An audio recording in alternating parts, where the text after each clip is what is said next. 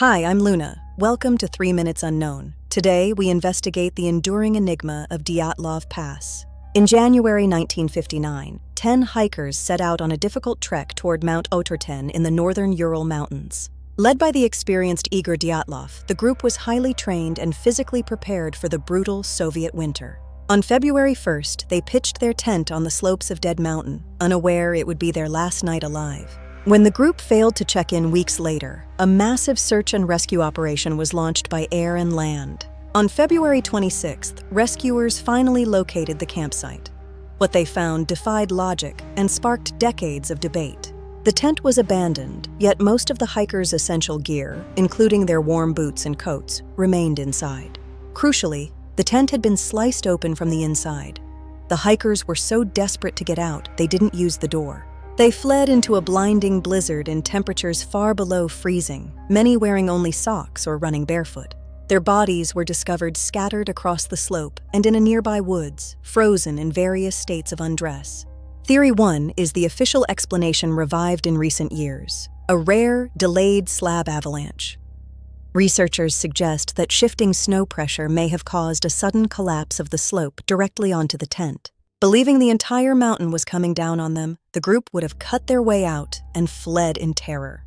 But critics argue the slope was only 23 degrees, too shallow for a typical avalanche, and the tent was still standing. Furthermore, rescuers found no signs of a massive snowslide or debris field that would characterize an avalanche event. Theory 2 explores the possibility of secret military activity. The Urals were often used for experimental testing. Multiple witnesses in the region reported seeing strange orange orbs floating in the sky during the same period. Could a failed missile test or a sonic boom from experimental weapons have triggered the group's sudden flight? Theory 3 looks at the biological effects of extreme cold. Hypothermia can cause a strange phenomenon. As the body's internal thermostat fails, the victim may feel a sudden, intense sensation of heat despite the cold. This often leads to paradoxical undressing, where victims remove their clothes in a final, confused effort to cool down. Theory 4 involves infrasound, low-frequency sound waves caused by wind rushing over the mountain's peak. Infrasound can cause intense feelings of dread, nausea, and panic in humans, potentially driving the group to madness. Most chilling of all were the autopsy results. Several victims had severe internal injuries without any external bruising.